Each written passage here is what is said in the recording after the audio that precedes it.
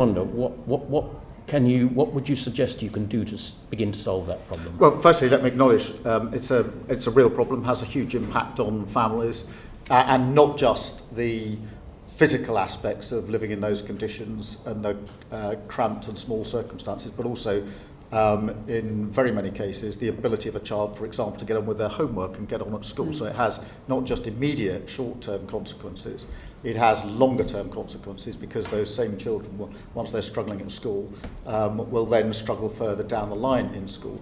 That is why it's important that we have put the extra money into temporary accommodation for local authorities to make sure there's a wider range of accommodation. Now, you can't fix this overnight, but you're absolutely right, it needs to be turned around for all the reasons that you've identified, and I absolutely understand. Thank you very much. Thank you, Just on that, Prime Minister, every homeless child means a child missing school, a child missing out on a vital and welcome breakfast club that your government have committed to, a child or adult missing out on those extra hospital appointments because they don't have a safe and secure home to go to. We are seeing councils at breaking point because of the additional money spent on temporary accommodations. A number of councils declaring bankrupt because of temporary accommodation. This is not sustainable. And I come back to some of the measures that have been taken by the government. So just to ask, do you feel, Prime Minister, then, that we do need to have an urgent reset in local government funding to look at these long-term solutions and key pressures facing councils up and down the country? Prime Minister. Yeah, I mean, firstly, let me say we have put £1 billion into homelessness. That is a huge amount, more than any government's put in for a very, very long time, for precisely the reasons that have been identified by this committee. So there's an absolute commitment on homelessness, and the money was put there in the budget and the spending review to make good on the commitment on homelessness. On the wider question of local authority funding, yes, I do think it needs a review. I've long thought it needs a review, amongst other things. We need multi-year settlements. There are no end of local authorities that say to me, because it's a year-on-year allocation of money, we can't use the money as effectively as we might otherwise be able to do. There are, I don't know how many local authorities who say to me, until you fix, as we are now doing, the no-fault eviction problem, you'll have a homelessness problem, and the bill will be picked up by local authorities. That's why we brought in the provisions to get rid of no-fault evictions. So I absolutely agree with you. This needs review, it needs change. We've started the process of change, and they would be, as it were, the top contenders that, for me, of what we're getting on with to bring about a material change as quickly as we can. Okay, that's good. So it'll be good to know when we'll expect to see some of those changes and the extra investment, and if it's something that... Well, the investment in homelessness has gone in already. I mean, the money's been made available. When do you expect to see a change? Well, as soon as possible. I've got the Deputy Prime Minister project managing this. We're looking across the numbers, we're getting the money to where it needs to be, but the financial commitment and the political commitment are in place, and the Deputy Prime Minister is pretty focused. I mean, it matters hugely to her, it matters hugely to me, and therefore we're driving it through central government. Well, I talked earlier about your vision in 3 years. I mean, you're saying in 3 years, in the next year, you'll see a difference. When do you think we'll see the actual difference on the ground? Because in homelessness or living standards more generally? Well, on this particular issue, on housing and home and temporary accommodation. Oh, I want the money going into temporary accommodation, I want to see having immediate effect. In other words, more accommodation available. Now, obviously, it'll take some time to get it into place.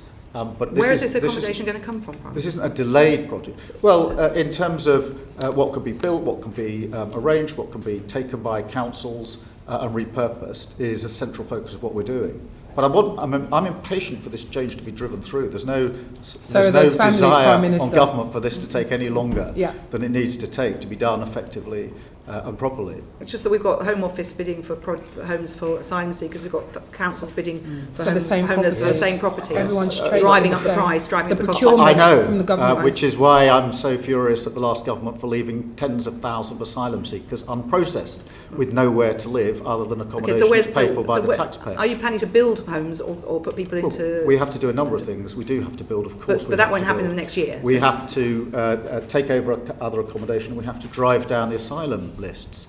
There is no just a big pinpoint before.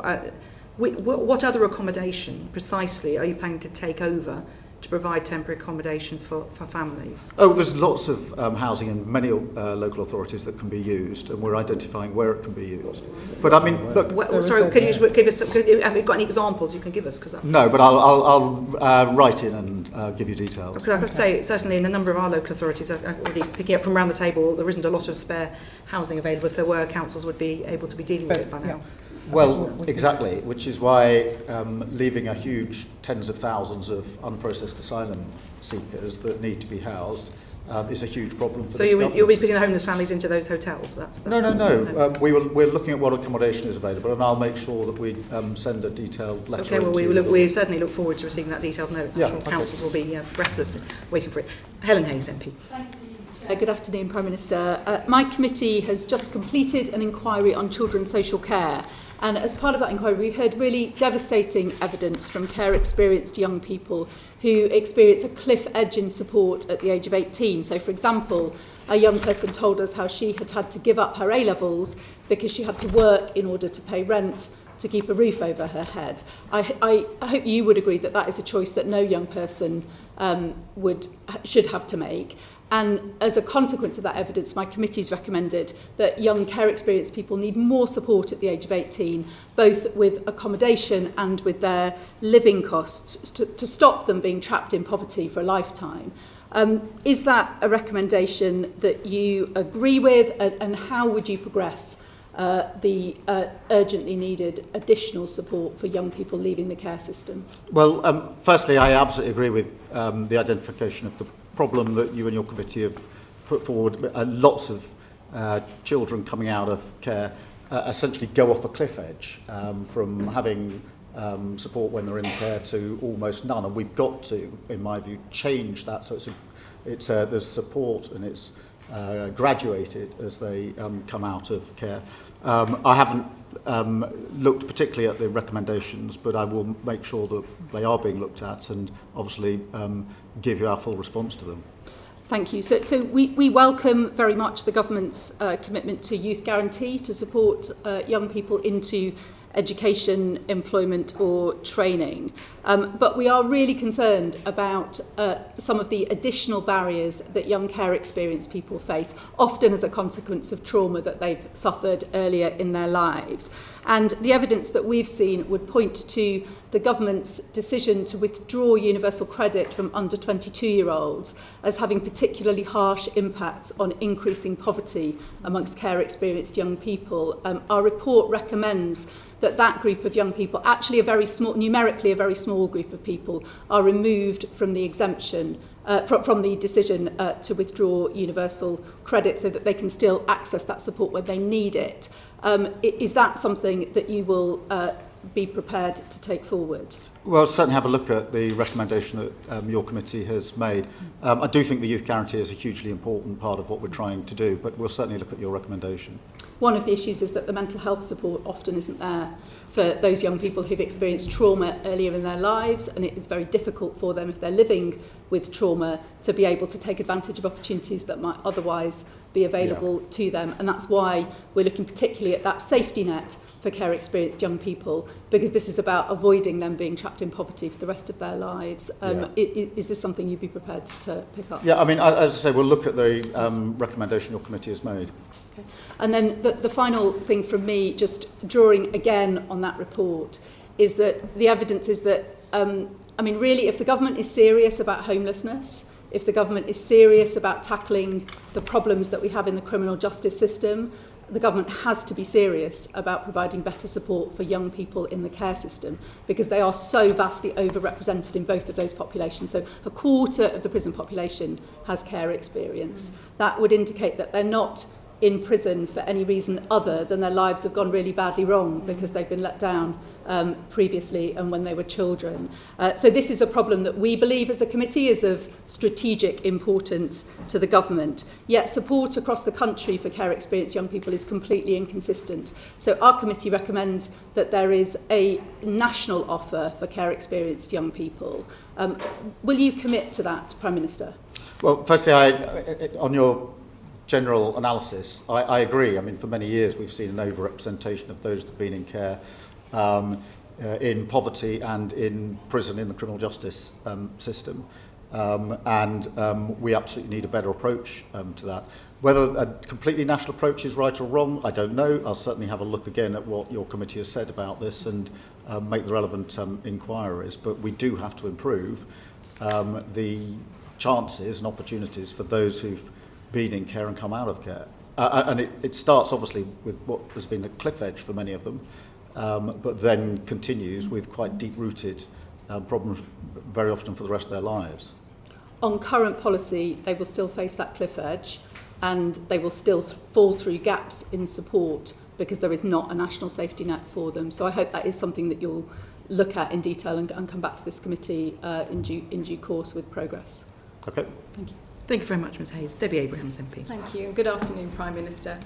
Since you were last before us, Prime Minister, my committee published our interim findings on the Pathways to Work inquiry in May, where we expressed our considerable concerns about the imminent UC and PIP legislation, and particularly in terms of the changes in eligibility of these benefits, with the potential of pushing 250,000 disabled people into poverty.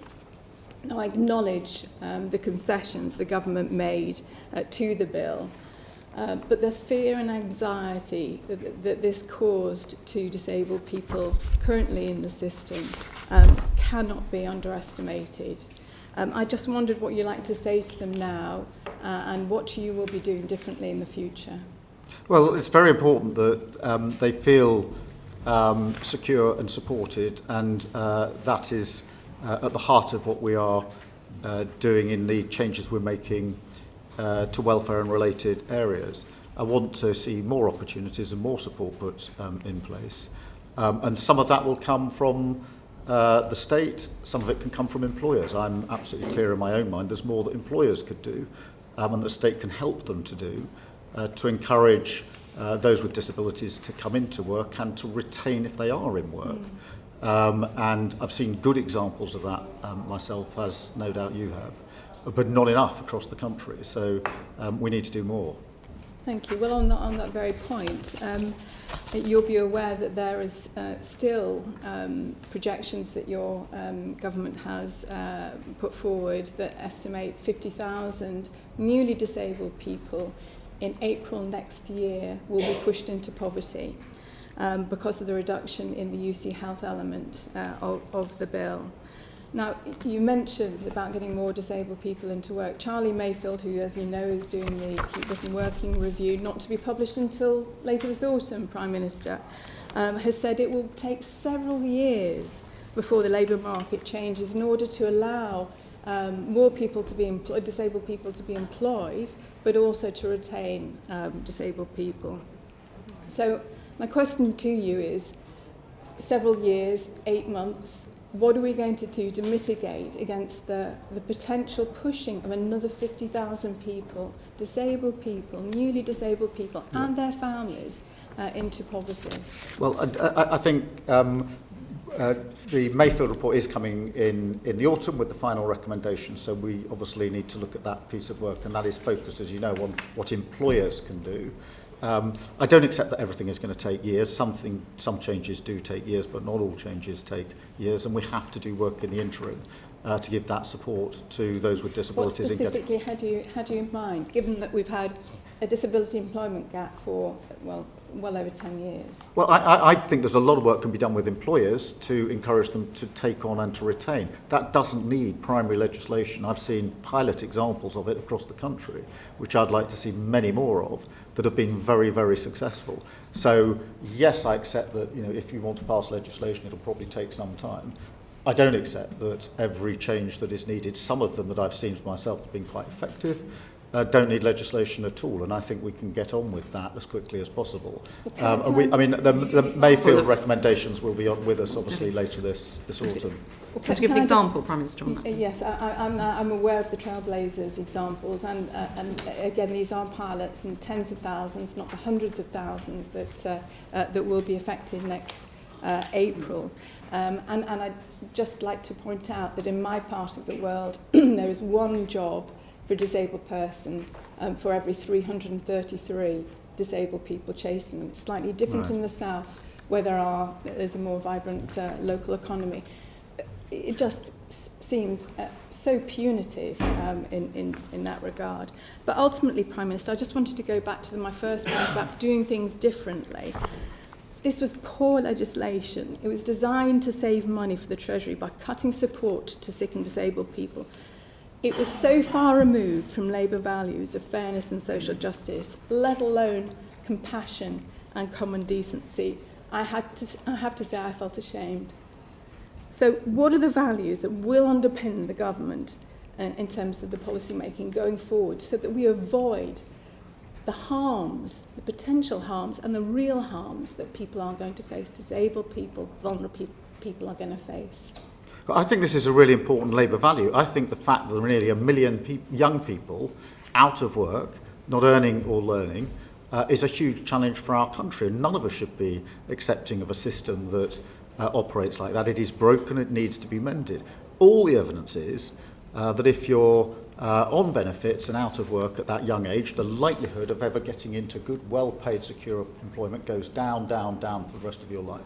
1 in 10 working age people out of work and 3 million locked out for health-related reasons. It is no wonder that almost everybody says the system is broken and it's got to be changed. And I'm glad that we've started the process of change. I'm not going to pretend that we got everything right in recent weeks, but we do need to reform the system, and we should take that on as a Labour argument, in my view.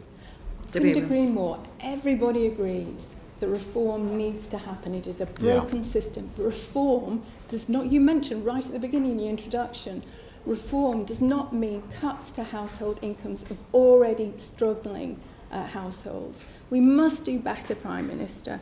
You mentioned about reducing poverty. This had the potential of actually increasing it.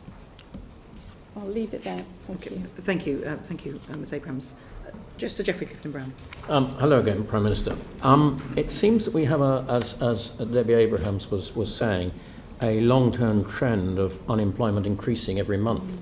It now stands at 4.7% and 1.67 million people out of work.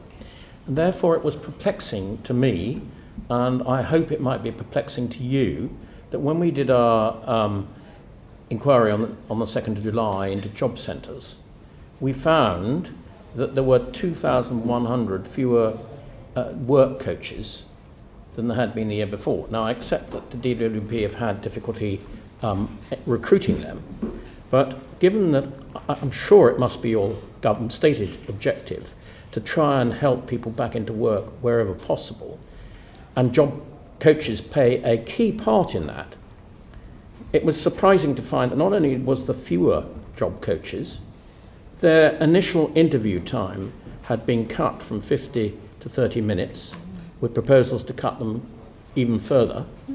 Now that means the moment the work coach gets into a room with a jobless person, they've got to establish who they are, get all their data, their criteria, their skills, their wishes, how they would get back into work, all in half an hour, which if it had been previously deemed that it was necessary to have 50 minutes, I don't see how quite that could be done in 30 minutes. And when we questioned DWP on this, they told us this was based on data from their own employees dating back to 2015 to 18.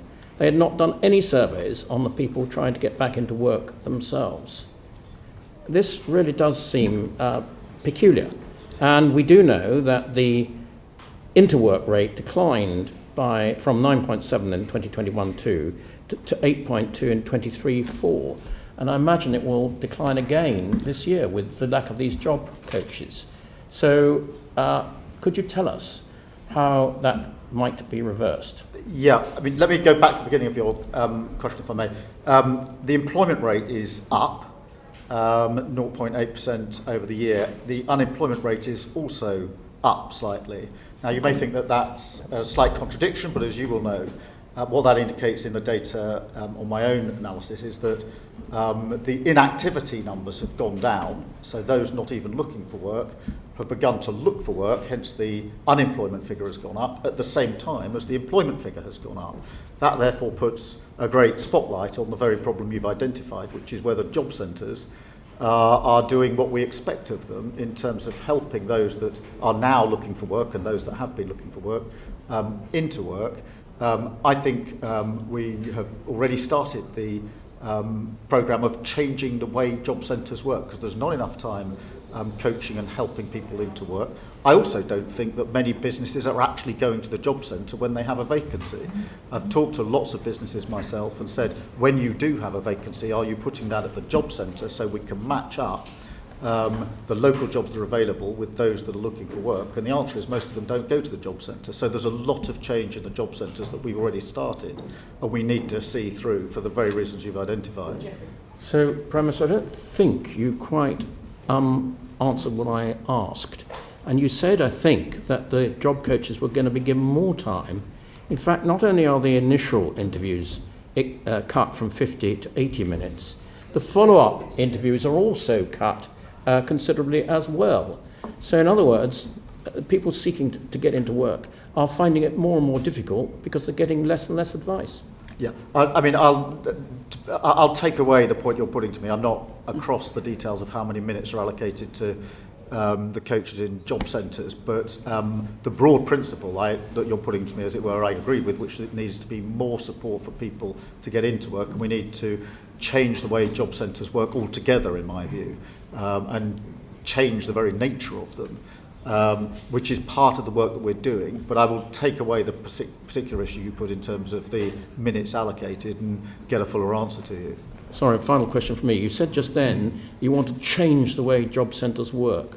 Do you want to just elucidate on what's in your mind on that? Yeah, I don't think most businesses are advertising in job centres, and I think there's a basic mismatch between what is genuinely available in an area for those that are going to a job centre and that which they're being presented with. And I think it's a problem we've got to sort out. Okay. That is because people don't have faith in the job centres. Businesses don't, so you haven't got the job centre doing the job it's intended to do. I also want to, whether it's minutes allocated or whatever it is, I do think there's more support, and we've allocated money to support people into work, and that needs to be used much better in my view. In terms of the precise minutes allocated at face time or sport time, I'm not across the detail of that, but I'm absolutely clear that we do need that more support. They're the two fundamental changes that are needed for job centres, to my mind. Thank you. Thank you, Prime Minister. Liam Byrne, MP. Prime Minister, thank you. You said at the top of the meeting that your vision for 3 years' time is that, in your words, I want people to feel better off. Just so we're absolutely clear, is the ambition that everybody in our society should feel better off in 3 years' time, including the poorest 40% of households? Yes. So you'll be aware of some quite troubling forecasts from, for example, the Joseph Rowntree Foundation that says that, in fact, having looked at all the measures that the government's announced on the table by the summer, the bottom 40% of households are not going to be better off in 3 years' time. They're actually going to be £1,200 a year worse off. So what do you think needs to change between now and the end of the Parliament so that everybody in our society is, in fact, enjoying higher living standards? Well, we need to do a number of things. The first is we've got to get much better growth into our economy and create more wealth in the first place. And that's why we've put so much store on ensuring that we took necessary measures at the budget to deal with our inheritance. We then had a spending review which was targeted across the country. This question of making sure that if there is a thriving economy, it's a thriving economy in every part of the country and not just in some parts of the country. And it's why we've already in the spending review focused on things like the living wage, the national wage, and the minimum wage, and ensuring that wages are going up. They've gone up more in the last 10 months. They went up in the last 10 years.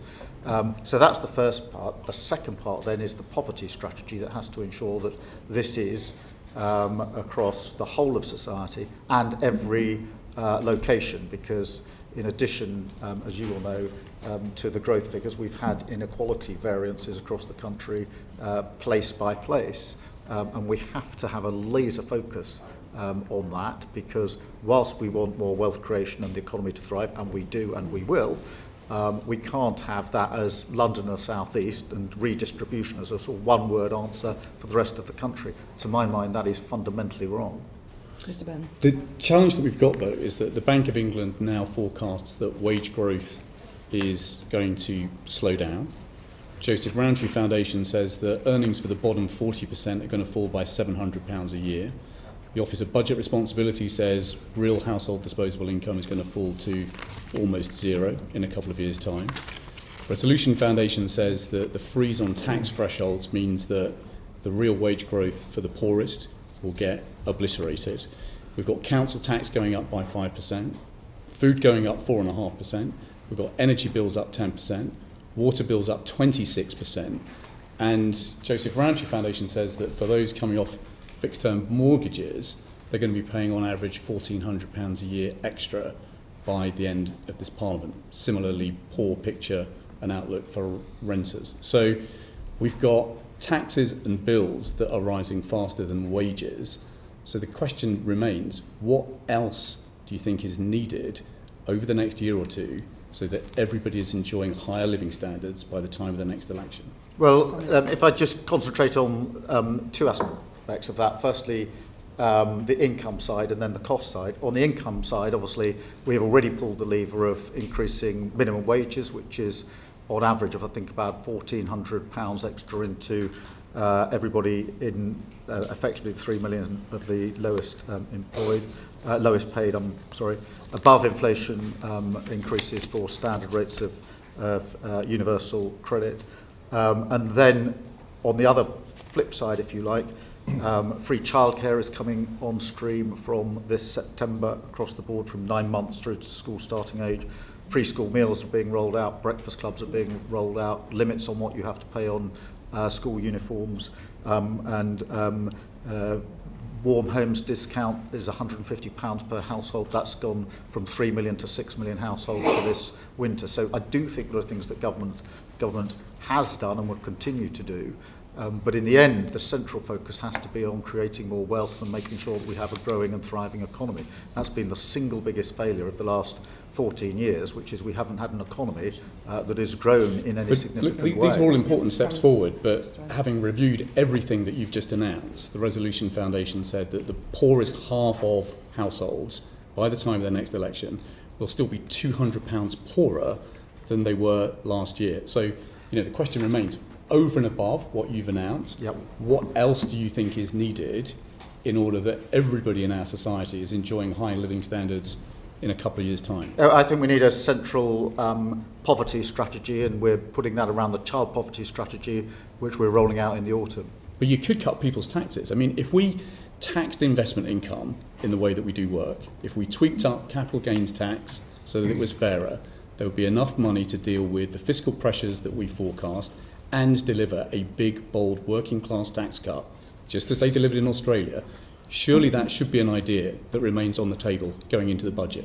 Well, I'm not going to be tempted to start speculating on what might or might not be in the budget. It's going to come in the autumn. We will get the forecasts. The Chancellor will set out her decisions according to that forecast, but I'm not going to be drawn into speculating on what that might be at this stage. Well, Chair, the Prime Minister didn't rule that out, so I'll take that as a win and quit. Well, we're in for a long 6 months because no Prime Minister or Chancellor ever says in the which of course we know. Every day there'll be a story saying doesn't rule out. Okay, we absolutely, Prime Minister, we're very aware of that. Mr. Barclay. Thank you, Chair. Prime Minister, you've just been at pains to point out to Mr Byrne how much you're spending on different things. In May, the government had the second highest borrowing since records began, with only peak COVID in May 2020 being higher. Sorry, I missed the middle word there, Steve. I'm so sorry. In May, your government borrowed the second highest amount since records began, £17.7 billion you borrowed just in the month of May, and only peak COVID in May 2020 was higher. Do you expect borrowing this year to be higher or in line with forecast at the budget? Oh, in line with forecasts, and there have been monthly fluctuations, usually for global reasons, as you'll have seen in a number of other countries. But we have also obviously got our overarching fiscal rules in place, which are ironclad, one of them relating to borrowing as a proportion of debt. So tomorrow we will get both the June figure but also the figure for your first year in government of how much you've borrowed. You're expecting that to be in line with what was set out in the budget? Well, I'll see what the figures are tomorrow, and there have been, I think every month this year there have been fluctuations. broadly driven, and I think generally accepted as driven by events that are happening globally, almost capable of being tracked to them day by day. But I want to be in line with the forecasts. We've got the fiscal rules in place to ensure that we are in line with the forecasts. Well, the spending decisions you're talking about weren't global factors, they're national decisions. At the spring statement, the OBR found that there was a £14 billion deterioration in the fiscal forecast, the fiscal outlook from between the budget and the spring statement. Industry analysts are predicting a similar amount of deterioration ahead of the budget. Again, is that something that you would reject? Well, my experience so far has been of different predictions almost on a weekly basis as we get into the final stages of the budget, which is why I think it's important to see them over a slightly longer term and see what precisely those forecasts are when we get to the autumn. And I don't say that frivolously. I mean, I was very concerned only a few weeks ago when the conflict in the Middle East looked like it was going to escalate rather than de-escalate. I was very concerned about the impact that would have on oil prices and on our economy as a result. And therefore, I do think it's important for us to see this over a slightly longer term. I mean, we're tracking it, as you'd people imagine, would accept very, that very slight closely. variations. What I'm trying to tease out is whether there's a trend, and you're rejecting, for example, pretty widely accepted industry analysts that there's an expected further deterioration. For example, ING had predicted a further 14 billion. You're saying that's quite wide of the mark. Well, let's see what the OBR's forecasts are in the autumn. Right. As I say, my experience is that those forecasts change on a pretty regular basis, often according to external factors, and trying to guess now what the forecast might be in the autumn is fraught with all sorts of difficulties. Fine. In terms of consistency then, given other things change, is it reasonable to say, with regard to the fiscal headroom that you set out, that as a point of principle, you feel that there should be a reasonable amount of fiscal headroom? Yes. And you took measures to restore the headroom in the spring statement. Was Yes. that because the fiscal headroom you put in place at the budget was too insufficient? No, I don't think so. I'd gently point out that the fiscal headroom we put in the budget was considerably more than the last government put in their last budget by some measure. But then there was a lot of fluctuation in the early part of this year, particularly with conflicts in different parts of the world, but also with the immediate after effects of the tariff decisions that were being taken, for example, in America, had an impact. And it was right, in my view and the Chancellor's view, that we retained the fiscal headroom. Okay, so even though the headroom at the budget was insufficient and you, in my view, rightly took measures at the spring statement to restore it, the OECD are wrong when they said last month, again, pointing to how thin the fiscal headroom is. Again, you feel both industry analysis is incorrect, and you see warnings from the likes of the OECD as incorrect in terms of suggesting it is way too thin. No, I'm not saying they're incorrect. I'm just saying I think it's important for us to look at it in the round and over the slightly longer period. I do think it's important to have that headroom, which is why we put it in the budget last autumn, and why in the spring statement we took the duty to put that headroom back in, which is what we did. The OBR found that of 21 forecasts that they have done since 2010, all but one of those was overly optimistic. Are you confident that the OBR forecast done at the budget will not be over-optimistic this time? Well, I don't know. I mean, look, that's a matter for the OBR. They make the forecast. They're there for a purpose. And we obviously take what forecast they put in place and act accordingly. Okay, what I'm interested in is decisions you have taken, for example, on welfare, where the IFS, I think, put the figure to over 3 billion, on winter fuel, where your own government figures put the cost as an additional 1 billion. There will be known pressures from decisions you have taken, which will be coming in the forthcoming budget. And what I'm interested in is the trend of a fiscal headroom which was insufficient, and you've already had to take measures to restore it. Warnings of that and warnings from industry. And again, without getting into writing a budget ahead of October, I'm interested in the trends and whether you're concerned. No, I mean, I around those am, gaps. Stephen, you've been in this position preparing for budgets, and you will know the experience, which is that there are forecasts that, as you lead into a budget, begin in the end come on a weekly basis and fluctuate week to week, literally, and therefore my experience of the budget and the spring statement is to focus intensely on the forecasts when we get them and prepare for them now according to our fiscal rules, which is what we're doing. Well, you would accept that the size of gap we're talking about is more than mere fluctuations? Well, look, back in the autumn, the OBR predicted one thing. By the spring, it predicted something else. By autumn, they will give their prediction going forward from there, and we have to work from that forecast. But that's been consistent in a deteriorating line. That's the concern. It's not been fluctuating and getting better for some other time. It's been consistently deteriorating. Well, different forecast different things. Nobody forecast that we'd have the highest growth in the G7 for the first quarter of this year, but we did. And I'm pleased about that. And I think the measures we're taking can create the conditions in which we can improve on that in the autumn and the budgets thereafter. Okay, so optimism, Prime Minister, for the future as well. Of course. Optimism. Okay, thank you very much. Dame Caroline Dinage. Thank you very much. Good afternoon, Prime Minister. 86% of charities say that they are seeing an increased demand for their services. Meanwhile, fewer people and fewer corporations are actually donating to charity and their overheads are going up. What's your government going to do to support charities? Well, it is important. I think over half of the charities have been exempted from the national insurance rises. We are looking at what we can do on sort of business rates, etc., for charities and put in the support that they need. That's it. Well, there's probably other things as well, and I'll write to you with further stuff. I mean, you say that half of charities have been exempted from the national insurance contributions, but there are 44,000 registered charities that have an income over £100,000, and the National Council for Voluntary Organisations reckons that the next increase is going to put their payments at 1.4 billion.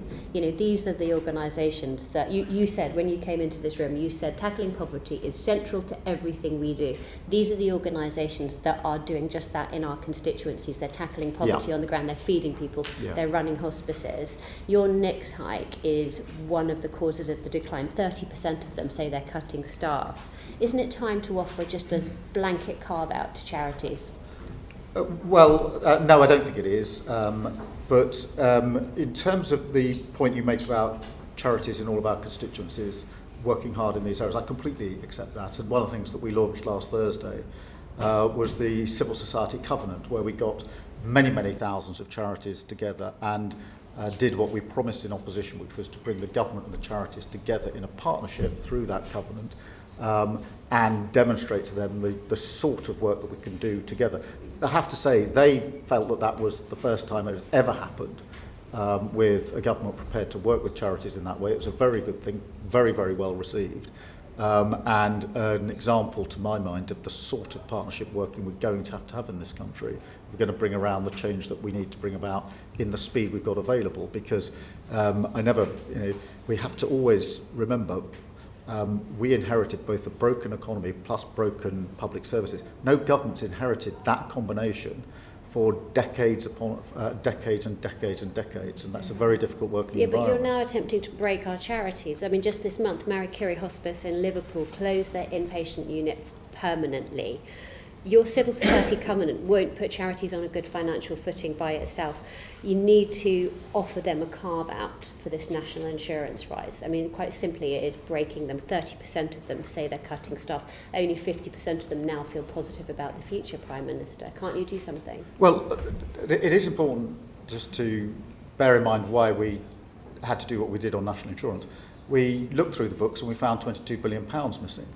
And we had to do something about it because that's a serious problem. But you can't do that on the back. We addressed that at the budget. At the same time, we used the money from that NICS increase to invest hugely in our NHS. Hence, we promised 2 million extra appointments in the first year of Labour government. We've done 4.5 million. That takes the pressure off many charities. I want to talk about charities, and you're basically balancing the book on the back of things like children's hospices. Can I also talk about... we're clearing up the mess of the last government. On the back of children's hospices. Charities also depend upon individuals giving generously. Do you know which is the most generous constituency in the country? No. It's Sheffield Hallam. 1.9% of income of the congratulations average to Sheffield Hallam. I know, great, right? Do you know which are the least three generous? The least three generous are Kensington and Bayswater, Chelsea and Fulham, and Holborn and St Pancras, Prime Minister, each at around about 0.5% of their income, about half of the average of the country as a whole. Now, we know that you and your colleagues aren't adverse to being on the receiving end of a little bit of philanthropic giving. How would you persuade people in wealthy areas like yours just to dig a bit deeper? That's the first time I've been presented with those figures, but clearly in Holborn and St Pancras and other places we need to up our game, and we will do so. So have you got a plan to promote philanthropy? Well, the first I hadn't seen that readout of figures by constituency before. Not just in your constituency, across the country. What can we do to encourage corporations and individuals just to support charities a bit more? I think we should do everything we can to get them to support charities and individuals. Like what? Everything we can, like what? Well, we'll go to Sheffield Hallam and we will find out what's happening there that clearly isn't happening in Holborn and St Pancras, and take it away as a learning experience. Is this something your civil society covenant might be looking at? Yes. I think one of the most important things is how government works with charities supporting what they do. We've had examples of charities rolling out particular initiatives that they've brought to us. So one of them was the Macmillan initiative on giving people guided support to the charities that they might need if they're diagnosed, in that particular case with cancer, but with other diagnoses. They did that as a local plan. We've taken that now as a nationally rolled out plan working with those charities. Very, very good. And that's an example Excellent. of the Good covenant example. working together. Can I move you on to the BBC? Because that's a bit of a regressive tax in itself, the licence fee. What's your view on how it might be reformed? And also, we were promised the BBC Charter review at the beginning of the year. What's holding it up? Well, we're going through the review, and it'll obviously come to its conclusion. And we keep an open mind about what we need to do with the licence fee, but we are working closely with the BBC. We're going through that review. Will we see the consultation paper on the BBC Charter review before October? I don't know off the top of my head, but I'll certainly write to you and let you know. Well, in December we were told it would be early in the new year. A fortnight we were told it would be later this year. So I will try and get a more accurate date for you. Do you know what's holding it up? No, I'll try and get you a more accurate date. Okay. Okay, thank you very much, Dame Caroline. Ruth Cadbury MP. Thank you. Good afternoon, Prime Minister. In answer to questions on poverty earlier, you acknowledged the need that earnings growth and economic growth has to happen across every part of our country. Now, away from large city centres, people who don't have access to a private car are dependent on minimal and sometimes non-existent local bus services to get to work, training, take their children to childcare, and to get to affordable shops.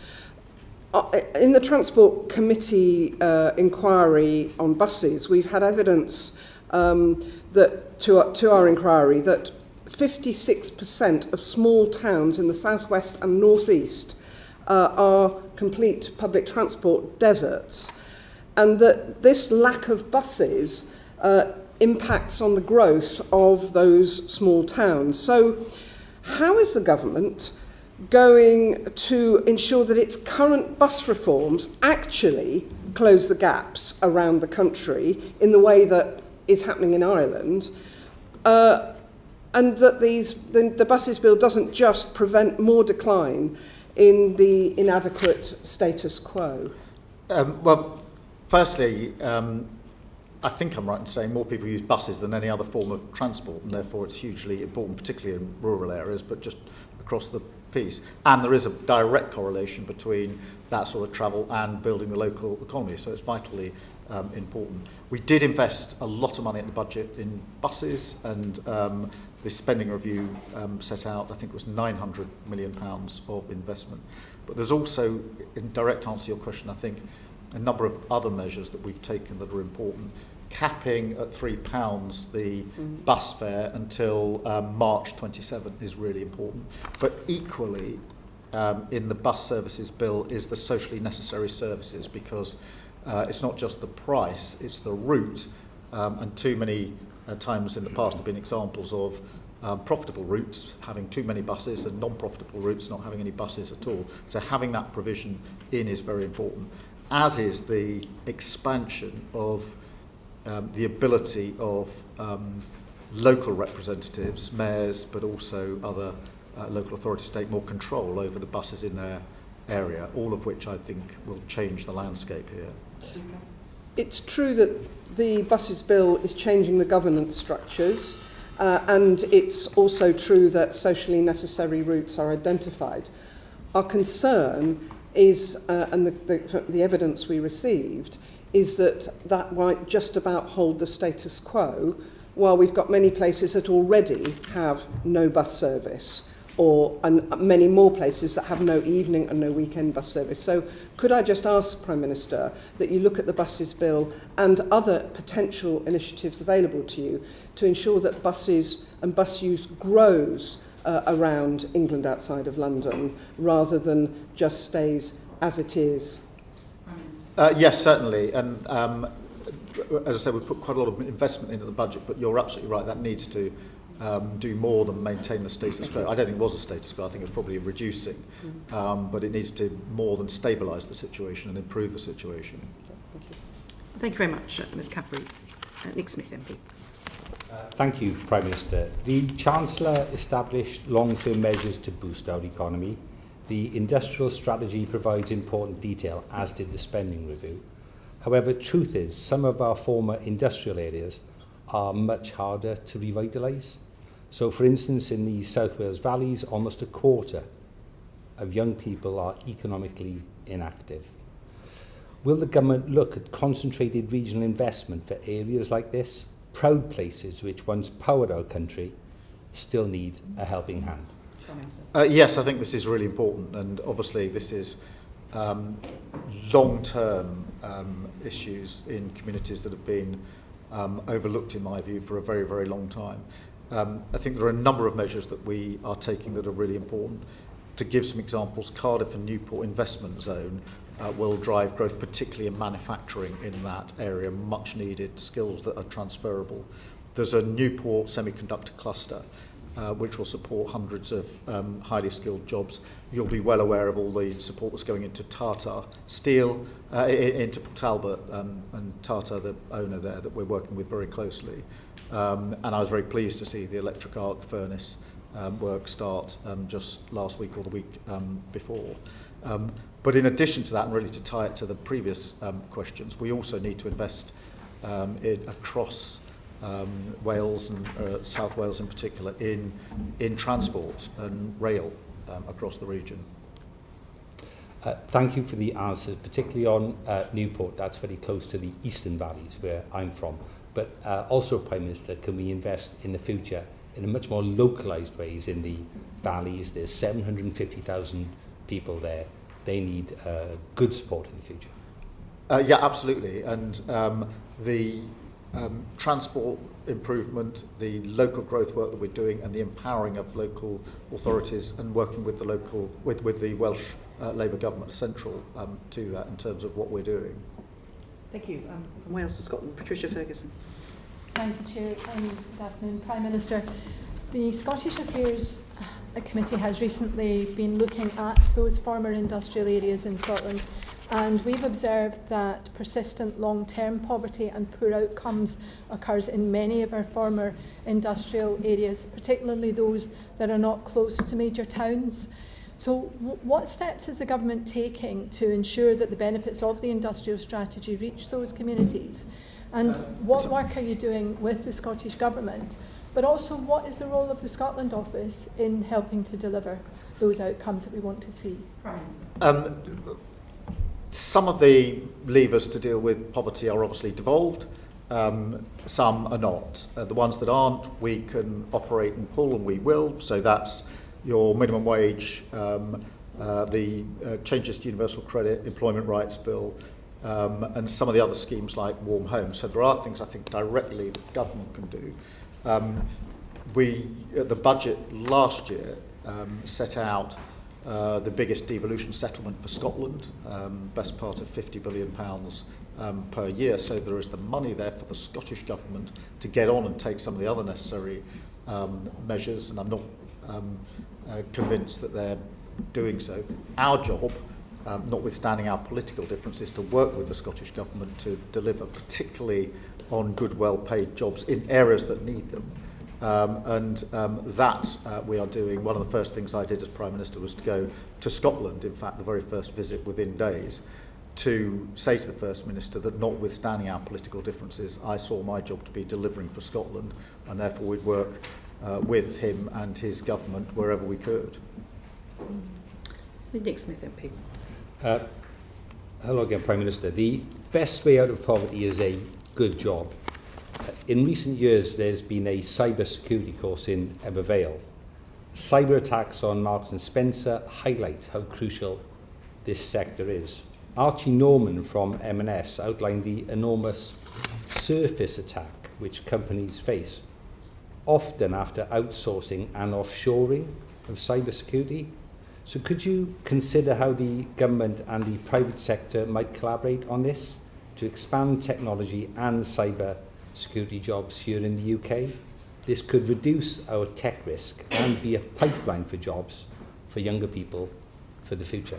Yes, firstly, I think it's a really important issue because there are very many more cyber attacks than most people appreciate, and there are serious security risks. Marks and Spencer is an example, or plenty of others, including concerted cyber attacks on the government and on our public services, which we deal with day in, day out. So it's in our interests to work both with the private sector, which we are doing on initiatives in very many constituencies to build up those jobs and develop the skills that are going to be necessary, but also working with our security and intelligence services, and in some cases with our military as well, in terms of the work that we're doing on cyber. So this is an area where you can see room for expansion. We put in the money at the spending review on this because I'm very concerned about the increasing risk of cyber attacks across the board. Mr. Smith. Just to emphasise, however, this issue of outsourcing and offshoring of cybersecurity, if you could please go back to the private sector about that, I think that'll help a lot across our country. Yes, I'll do that. Are you specifically looking at any, promoting any training in places like the Welsh Valleys in order to promote cyber training for young people to help build skills in those areas Mr. Smith's highlighted? Yes, there are initiatives in... Have you got any specifics you can give? It would appreciate you may not have that. I know there are, but what I'll do is I'll make sure they're available to the committee. Thank you. Patricia Ferguson. Thank you again, Prime Minister.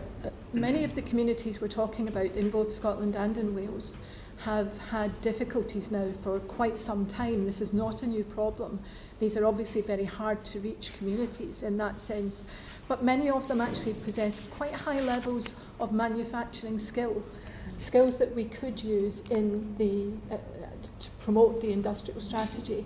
So I just wonder if there are any specific things that we can point to that would help these communities to get out of this difficulty, because as I mentioned earlier, the problem seems to be particularly acute for those communities that are not close to a larger town where they can feed off what's happening there and where they have transport links that they can access to.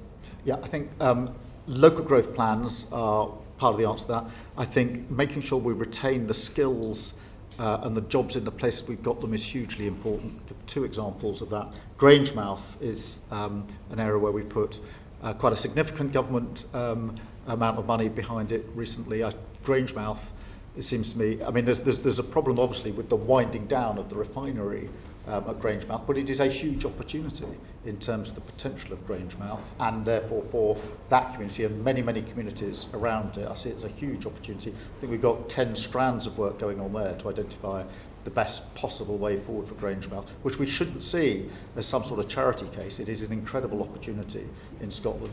Equally, the work around Aberdeen as we transition from oil and gas to renewables, the potential there is huge for using the same pipework for carbon capture as is currently used for going the other way, if you like, and the same skills and the same workforce for decades to come. So I think there is huge potential in Scotland if we get this right. I would also add that thanks to our India trade deal, most whisky distillers in Scotland are saying to me they're now going to struggle to produce enough whisky to export. It's a problem they are absolutely loving, but it just shows how the trade deal has direct impact on that issue in Scotland in particular. Ms Ferguson. Interestingly, many of the whisky distilleries will also tell you that they have the problem of being able to provide housing for their employees, but perhaps we don't want to go to that one at the moment. But I wonder whether you think that the new jobs coming forward, both from Grangemouth specifically, and also in the transitioning of the North Sea, are able to keep up with the number of jobs that are being lost? I think they can, but I think it needs additional work, one of which is to value the local supply chains. And to ensure that that is measured when contracts for procurement are put out, because I think particularly at the moment having secure supply chains in Scotland is vitally important, and therefore one aspect, whether it's Grangemouth or elsewhere, can then feed a lot of other communities, a lot of other jobs in quite a wide range of areas, but only if we value the fact that they are Scottish jobs in Scotland, where, in my view, the investment and the contract should be, not least because that then supports the communities through those jobs, and those with the jobs are then paying tax back into Scotland rather than paying it in another country. So we need to value it and weigh it in the work that we're doing on contracts in particular, around the main clusters that we're talking about. Thank you. Thank you very much. Andy Slaughter, MP. Thank you, Chair. Good afternoon, Prime Minister. People of limited means used to rely on legal aid to navigate through the criminal and civil justice systems, as I think you know. The 2012 LASPO Act destroyed much of that, leaving an inadequate patchwork of advice and representation and longer delays in the civil courts, which is the subject of a Justice Committee report published today. No one is expecting the government to suddenly restore the billions taken out of legal aid, but is there a comprehensive plan for ensuring access to justice, or will this be more of a patch and mend job? Well, it's a massive problem, as ever. There's no department that we inherited that is anything other than broken. We are putting more money in. We're focusing first on the criminal side, putting in more money on legal aid because, as you will know, there are terrible backlogs in our courts, and we have to sort that out with more money going in, and then to focus on things like housing, where within the civil sphere there's a particular problem. So there is more money going in, it's focused in that way, but we are looking at a broader review of how we can have better and quicker access to justice, because it's far too slow. Thank you. Could I just move on to reoffending then? We've got terrible reoffending rates in this country. People leave prison without a job, a place to stay, or support with addiction and mental health. Some become a nuisance on our high street, committing further offences and quickly finding themselves back in prison. But while you're building new prisons and substituting control and punishment in the community for custody, what plans does the government have to cut the numbers committing criminal offences by reducing reoffending, stopping the revolving door that destroys the lives of victims and perpetrators alike? The first thing is more mental health and substance abuse support in prison whilst people are in prison, which we're putting in and does make a difference. I think for those that are out of prison and serving their sentences in the community, there's an initiative we've launched with councils to try and bridge them into well-paid work at the end of that part of their sentence, which is shown to have material support, and then putting a better package of support around those actually leaving prison when they do leave prison. So they're the three things that we're doing at the moment. Thank you. Thank you very much. And we're now going to move on to discussing some of the international issues that you've been dealing with, Prime Minister. And Andy Slaughter is going to kick off with that as well. Well, slight change of tack, Prime Minister. Every day it's clearer that the civilian population of Gaza is being starved, killed and displaced in a systematic yet indiscriminate way.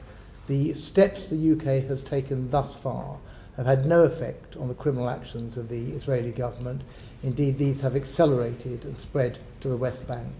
What further steps will the government take to protect Palestinians from mass killing and destruction of their homes and communities? And will these include recognition of Palestine as a state and acting on our obligations under the ICJ advisory opinion? Firstly, we need, in direct answer to the first part of your question, we need a ceasefire. And we need it straight away because that will create the space for the remaining hostages to be released. They've been held for a very, very long time. It will create the space for aid to get in at speed and at volume, which is desperately needed.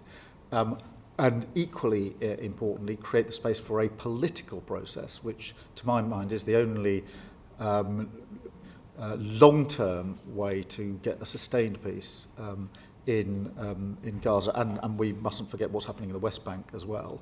I do think, in answer to the second part of your question, that it is important that all countries, including ours, play a leading part in bringing about the peaceful settlement that we want. And obviously, on the question of recognition, we are and have been for a long time committed to that as part of the process. As a contribution to the peace process at a time most conducive to the prospects of peace. We are working with others on how we get from where we are now to a two-state solution, which is the only viable option to my mind. And I think that we need to use the coming weeks to push further on credible plans for the next phase of Gaza. If we get to a ceasefire, we need to push past that and on to better regionally supported reconstruction efforts and supporting of the Arab plan. And I think we should play a leading part in that.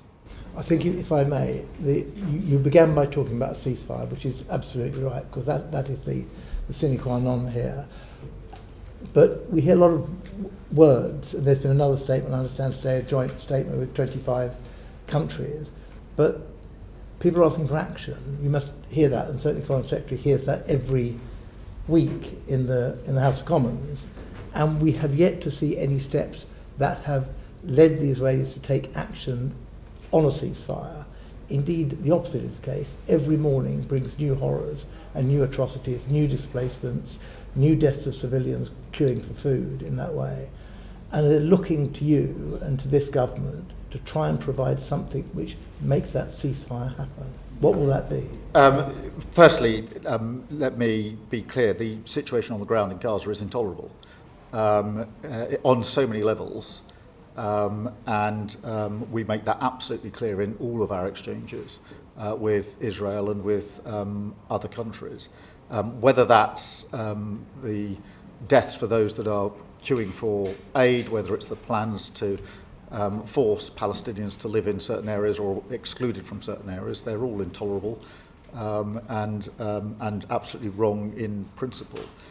We have taken action, as you know, in terms of sanctions, in terms of what we're doing with arms sales, and we are working hard with allies to ensure we bring about a ceasefire. That is not straightforward, as you will appreciate. It is important that we're working with the Americans on this, as you would expect. But we need to get to that ceasefire to create the conditions for everything else that needs to happen, and will continue to do so. It is a really important part of the work that we're doing on a day-to-day basis. We should have responded to the advisory opinion by now. It's over a year since that was issued. Well, I mean, there's a lot in it, and we're working through it, and we will respond in due course. Thank you very much. Dame Emily Thornbury. No one can deny that our relations with the Europeans are a lot better than they were a year ago. It's much warmer. We've had the state visit of Macron. We've had Chancellor Merz and his new treaty. We've got the E3. We've got a European summit that was a great success. So since we're on a roll, what are we going to do next? If we can agree food standards with the Europeans, at the next EU summit, can we agree some others? Can we agree something on medicines or chemicals or anything else, really? Well, firstly, I do think we've made real progress, and I'm pleased that we have. We said we would reset the relations with our partners in Europe, and we've done that through a successful summit in May. And that had 10 strands to it, including an SPS agreement, which will mean lower prices in supermarkets across the country, but also really important work on defence and security. In addition to that, we've led with the French the Coalition of the Willing, which has shown our ability to pull allies together in response to the conflict in Ukraine. And that strong E3 nucleus, if you like, of we had, as you say, Chancellor Merz here last week, President Macron the week before, and that core E3 is now much stronger than it's been for some considerable time. In answer to your question, I think the summit is to be a yearly summit, and it's iterative, and therefore it's not just to monitor what we have agreed, it's to go further. I would like to take up your example of medicines, to do more and more on medicines. There are other areas where I think we could and should go further. I think many creative people who are crossing borders for their artistry, their music, whatever it may be, on a temporary basis, they're not going to another country for any significant period of time, are still finding it too difficult to get in and out of a country. I hope we can make some progress there. They're not the only areas, but these are common sense changes that we could make to our arrangements with the EU, which had, in my view, very little to do with the vote in 2016, and where by resetting the mood in Europe, we now have a chance of going further. I mean, what would a better relationship look like in terms of defence with the European Union? We need, firstly, to ensure that the commitments to spend more are common across Europe, which I think we are doing. We certainly achieved that at the NATO summit. But then we need to do more than that, because if we're going to all spend more on defence, we need to cooperate and coordinate in how we're bringing about the capability. That was intensely part of the discussion with the Chancellor of Germany last week and with President Macron, which is how do we three countries in particular coordinate. So you'll have seen when President Macron was here, we agreed that on nuclear for the first time, we would look at how we might coordinate better. I'm absolutely clear in my own mind that NATO has been the cornerstone of our peace for decades. If it's to continue to be, and it's our duty to make sure that it is, it requires some more heavy lifting from the Europeans, that is why I sort of led from the front in trying to get others into the place of cooperating, coordinating more on the capability. We can learn a lot from Ukraine. A lot of capability was made available to Ukraine, but actually it wasn't as useful as it could have been, because in years gone by there wasn't that level of coordination, and I think we can fix that now. So can I ask you just about something else in relation to defence, and I think we have to ask you about this, about that shocking data breach for Afghan. I wondered, do you think there was a better way in which the previous government could have dealt with the data breach? Do you think that a super injunction was the right way? Do you think there was a better way of dealing with it? It was a shocking inheritance. We inherited the breach, we inherited the injunction, and we inherited a secret scheme. A number of us were quite uncomfortable about that, in answer to your question, which is why we set up the review to ask the question, is it necessary for these arrangements still to be in place, the RIMA review, and that produced an answer which was no, and therefore the injunction was lifted. And we've put in place other measures, as you would expect, to ensure that data is more securely held in the MOD. But it was it was a breach we inherited, and I think the Defence Select Committee is looking at it now, and I hope that members of the previous administration will appear before that committee and give their explanations. Dame Emily. I just wonder why it took a year to unpick this super injunction. Can you give us any more information about that timeline? Yes, it was a very complicated review, and having got into the situation where lives were potentially at risk, I wanted the review to be as careful as it could be. So you undertook the review because you were uncomfortable about the super injunction. Yes. But you wanted to know what the impact of removing it would be. It's just Of course, yeah. because that was a risk assessment which held people's lives in it. Decision made on entry into government. Well, pretty soon afterwards, yeah. Briefed in the first briefed as Prime Minister, not as Leader of the Opposition, just to be clear.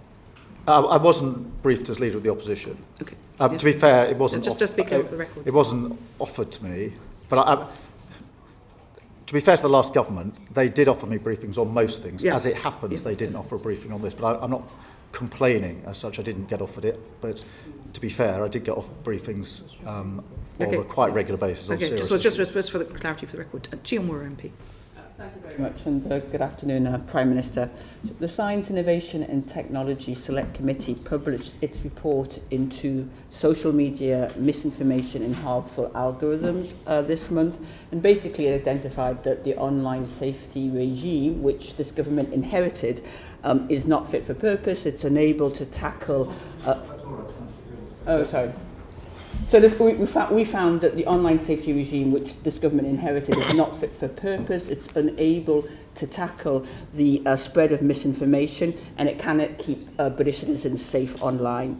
So can you promise my committee and everyone whose lives are impacted by the viral spread of algorithmically amplified misinformation, that the ongoing discussions on a trade agreement with the USA, or for that matter the forthcoming visits of Vice President Vance and President Trump, will not prevent you from taking the action which is so urgently needed to keep British people safe online from misinformation?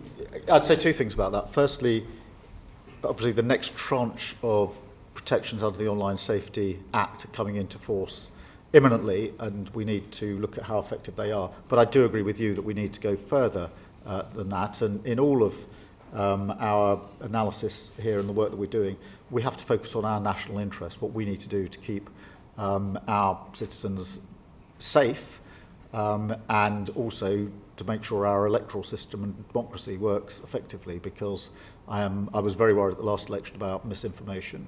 And I'm very worried about the potential for misinformation in future elections in this country. Thank you, Prime Minister. The Online Safety Act specifically does not address misinformation. That was clear evidence. But there are provisions within it that are coming on harm, which are coming into force imminently. Thank you very much. Dame Chi. Dame Caroline Dinage.